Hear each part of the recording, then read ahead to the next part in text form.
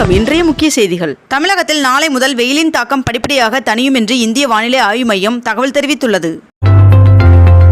மக்களவைத் தேர்தலில் இன்று நடைபெற்ற 3ஆம் கட்ட வாக்குப்பதிவில் ஏறத்தாழ 60.97% வாக்குகள் பதிவாகியுள்ளதாக தேர்தல் ஆணையம் தெரிவித்துள்ளது. தமிழகத்தில் நாளை நெல்லை, தென்காசி, விருதுநகர், திண்டுக்கல், தேனி, கோவை, ஈரோடு ஆகிய மாவட்டங்களில் கனமழை பெய்ய வாய்ப்புள்ளதாக வானிலை மையம் தெரிவித்துள்ளது.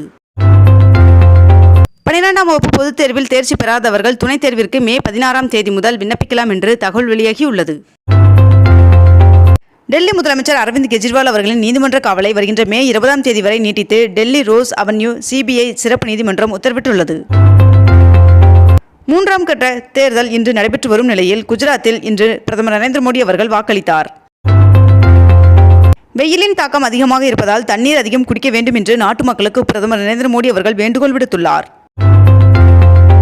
நீலகிரி மாவட்டத்திற்கு செல்ல இன்று முதல் இ-பாஸ் கட்டாயம் என்று தெரிவிக்கப்பட்டுள்ள நிலையில் இணையதளத்தில் பதிவு செய்து தற்பொழுது வரை 21,446 வாகனங்களுக்கு இ-பாஸ் வழங்கப்பட்டுள்ளதாக தெரிவிக்கப்பட்டுள்ளது. சென்னை ICF ஆலையில் 12 பெட்டிகள் கொண்ட வந்தே பாரத் ரயில் தயாரிக்கும் பணிகள் முடிந்து வருகின்ற ஜூலை மாதத்திற்குள் பொதுமக்கள் பயன்பாட்டிற்கு கொண்டுவர ரயில்வே நிர்வாகம் திட்டமிட்டுள்ளதாக தகவல் வெளியாகியுள்ளது. சென்னையில் இன்று 22 கேரட் ஆபண தங்கத்தின் விலை சவரனுக்கு ஒரே நாளில் 240 ரூபாய் அதிகரித்து ஒரு சவரன் 53,120 ரூபாய்க்கு விற்பனையாகிறது.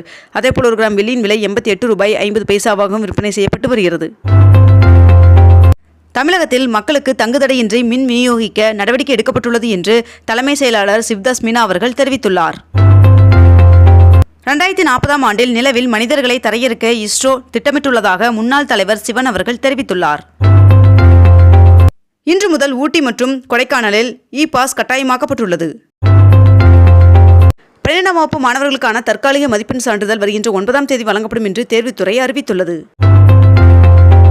T20 உலகக்கோப்பை கிரிக்கெட் தொடரில் விளையாடும் இந்திய அணிக்கான புதிய ஜெர்சி அறிமுகம் செய்யப்பட்டுள்ளது. இன்று டெல்லி முதல்வர் அரவிந்த் கெஜ்ரிவால் அவர்களின் வழக்கு உச்சநீதிமன்றத்தில் மீண்டும் விசாரணைக்கு வரவுள்ள நிலையில் முதலமைச்சர் அரவிந்த் கெஜ்ரிவால் அவர்கள் மீது NIA விசாரணைக்கு டெல்லி துணைநிலை ஆளுநர் பரிந்துரைத்துள்ளார். இளநிலை மருத்துவ படிப்பு நீட் வினாத்தாள் கசிந்ததாக வெளியான செய்தியில் உண்மையில்லை என்று தேசிய தேர்வு முகமை தெரிவித்துள்ளது. தமிழ்நாடு முழுவதும் 104 சிவில் நீதிபதிகள் இடமாற்றம் செய்யப்பட்டுள்ளதாக தெரிவிக்கப்பட்டுள்ளது.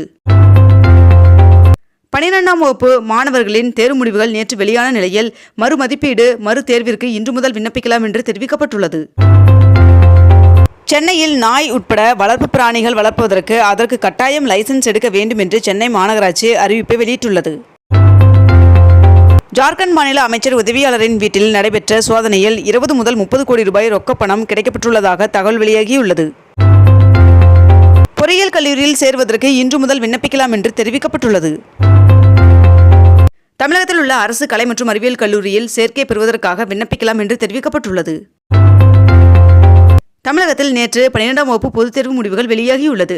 தமிழகத்தில் மொத்தம் 94.56% பேர் தேர்ச்சி பெற்றுள்ளதாகவும் இதில் மாணவிகள் 96.44% என்றும் மாணவர்கள் 92.37% தேர்ச்சி பெற்றுள்ளதாகவும் தெரிவிக்கப்பட்டுள்ளது. மேலும் மாவட்ட வாரியான தேர்ச்சி விகிதத்தில் திருப்பூர் முதலிடத்திலும் சிவகங்கை 2வது இடத்திலும் ஈரோடு மாவட்டம் 3வது இடம் பிடித்துள்ளது.